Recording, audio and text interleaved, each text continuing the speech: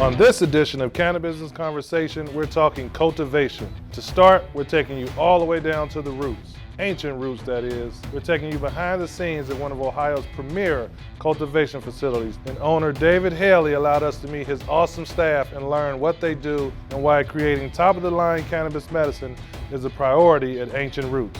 So kick back and enjoy this special edition of Cannabusiness Conversation. I'm Karl Brown and welcome to Cannabusiness Conversation. Cannabusiness Conversation is going to be a platform where we bring you experts all over Ohio to talk about Ohio's medical marijuana programs, to educate you, inform you, and inspire you about Ohio's medical marijuana programs. These are episodes you won't want to miss. As we begin this episode of Cannabusiness Conversation, owner David Haley is telling us how the process went of getting their cultivation license. I actually waited until the state came out with the actual application and the rules pertaining to that. I got very, very lucky in that I hooked up with the right consultants to help draft the application, and we worked tirelessly for, I think we only had like maybe 3 weeks to do what some probably had done in a year's time, and we just worked as hard as we could, and we put in a great submission. The city of Wilmington has been great. They've been very, very welcoming to us. And I think that's really important in this industry because a lot of people don't understand what it really is, and there's a lot of misconceptions out there. It's a great community, and we are pleased, very pleased to be out here because having the support of the community and the city officials is absolutely paramount to having a successful business. And in talking with Mayor John Stanforth, he informed us how they welcome Ancient Roots with open arms. Anytime you bring more jobs to your community, that's a good thing. And we're just glad to have them. Now, when you started Ancient Roots, what did you look for in building your team? Because you have a unique, successful team. So what did you look for in building that team? Well, I think as any business owner, you have to surround yourself with good people. We brought in my compliance officer, Stephanie, who had worked at a previous grow in cultivation. And one of the most important people, Michelle, who is my COO, and she's a tireless worker that I owe a lot to. And our lead cultivator, of course, has a lot of cannabis experience, and he's done a tremendous job for us so far. Our cultivation team consists of 4 people right now, other than myself. And we just hired 2 new people for our trim department. Tell me about the testing process that your products have to go through once they're done in cultivation. Throughout all the states that have programs, there's different regulations that all of us have to follow. I worked in Illinois for several years actually, which very well prepared me for Ohio because Ohio is a very hyper-compliant state, which I think is great, which is part of the way that we ensure patient safety as well. Before anything is released for sale, every batch must go through and pass all parts of the testing process. We also have the metric system that we use, which is our inventory tracking system. It's a state-mandated system, so that tracks every plant from seed to sale.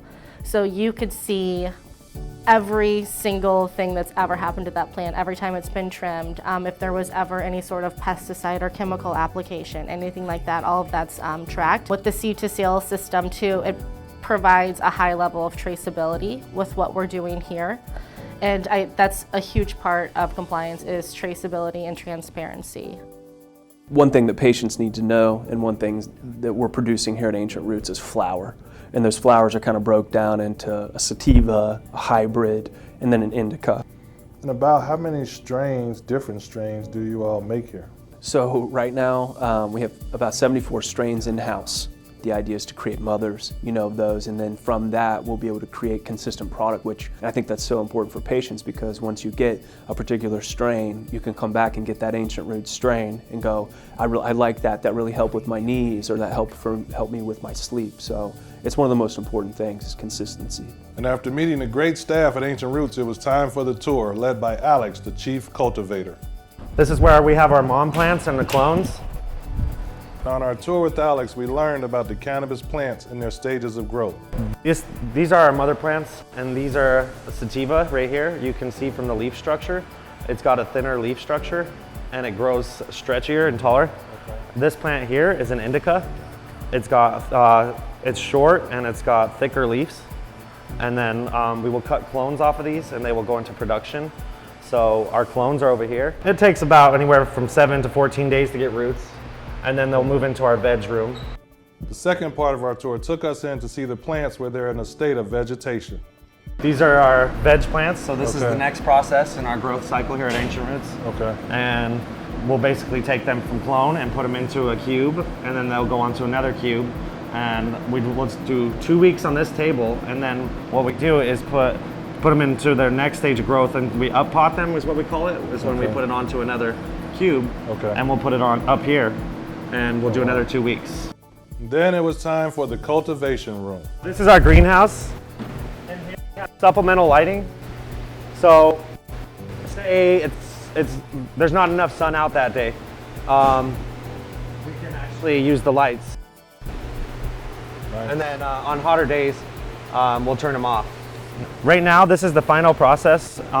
We'll be leafing for the cure process. We're gonna cut it down on Thursday, and basically what we're doing is pulling the leaves until there's only sugar, and then we're gonna dry it and hang it, and then we'll cut that trim off and cure that as well. These plants were amazing. As we went through, we learned about all the different types, the different colors, what they represented.